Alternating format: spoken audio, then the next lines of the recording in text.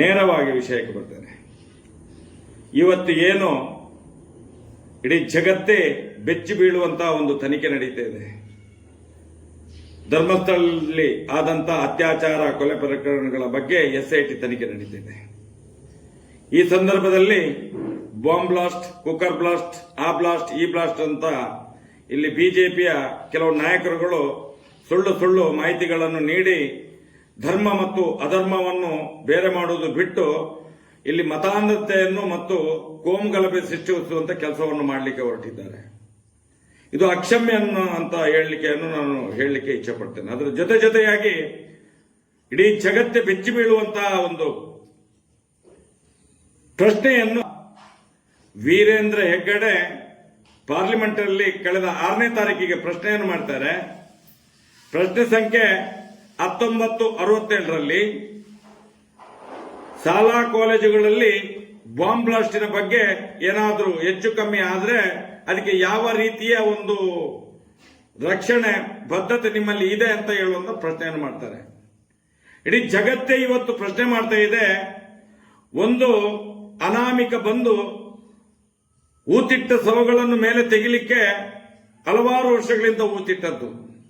ಮಣ್ಣು ಅಂತ ಹೇಳಿದ್ರೆ ಸವಿದು ಹೋಗುವಂತ ಸಂದರ್ಭದಲ್ಲಿ ಅದಕ್ಕೆ ಒಂದು ಯಂತ್ರದ ಅವಶ್ಯಕತೆ ಇದೆ, GPR ಇದ್ದು.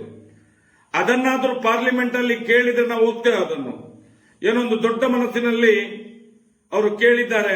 ಆದಷ್ಟು ಬೇಗ ಇವರಿಗೆ ನ್ಯಾಯ ಬೇಕು ಅಂತ ಕಾಣಿಸ್ತದೆ, ಸತ್ಯ ಹೊರಗಡೆ ಬರಬೇಕಲ್ಲ ಅಂತೇಳಿ.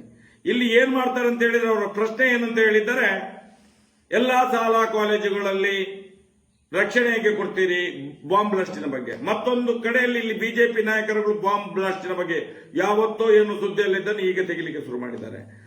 ನನಗೆ ಅನಿಸುವಂತದ್ದು ಇದರಲ್ಲಿ ಏನೋ ಒಂದು ಷಡ್ಯಂತ್ರ ಇದೆ. ಅದಕ್ಕೋಸ್ಕರ ನಾನು ರಾಜ್ಯ ಸರ್ಕಾರಕ್ಕೆ ಮನವಿ ಮಾಡ್ತೇನೆ.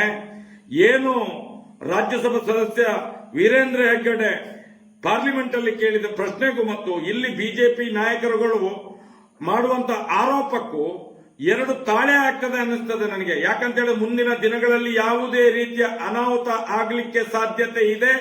SIT ಯನ್ನು ನಿಲ್ಲಿಸಿ ಈ ಪ್ರಕರಣವನ್ನು ಸಾಕ್ಷ್ಯ ಸಮೇತ ನಾಶ ಮಾಡಲಿಕ್ಕೆ ಹೊರಡ್ತಾರೋ ಏನು ಅಂತ ಅನ್ನುವಂತ ಭ್ರಮೆ ಎಲ್ಲ ನ್ಯಾಯಪರವಾಗಿ, ಸತ್ಯಪರವಾಗಿ, ಧರ್ಮಪರವಾಗಿ ಹೋರಾಟ ಮಾಡುವಂತಹ ನಾಯಕರುಗಳಿಗೆ ಇವತ್ತು ನಾವು ಭಯಭೀತರಾಗ್ತಾ ಇದ್ದೇವೆ. ಅದಕ್ಕೆ ರಾಜ್ಯ ಸರ್ಕಾರಕ್ಕೆ ಮನವಿ ಮಾಡ್ತೇನೆ. ಎಲ್ಲೆಲ್ಲಿ SDM ಕಾಲೇಜಿನ SDM ಸಂಸ್ಥೆಯ ಏನೇನು ಶಾಲಾ ಕಾಲೇಜುಗಳಿದ್ದಾವೆ, ದೇವಸ್ಥಾನಗಳಿದ್ದಾವೆ, ಅದಕ್ಕೆ ಎಲ್ಲದಕ್ಕೂ ಬಿಗಿ ಭದ್ರತೆಯನ್ನು ಕೊಡಬೇಕು, ಅದರ ರಕ್ಷಣೆಯನ್ನು ಮಾಡಬೇಕು. ಅದರ ಜೊತೆಯಲ್ಲಿ ಸಮಾಜಕ್ಕೆ ಒಂದು ಒಳ್ಳೆಯ ಸಂದೇಶವನ್ನು SIT ಇಂದ ಕೊಡಿಸಬೇಕು.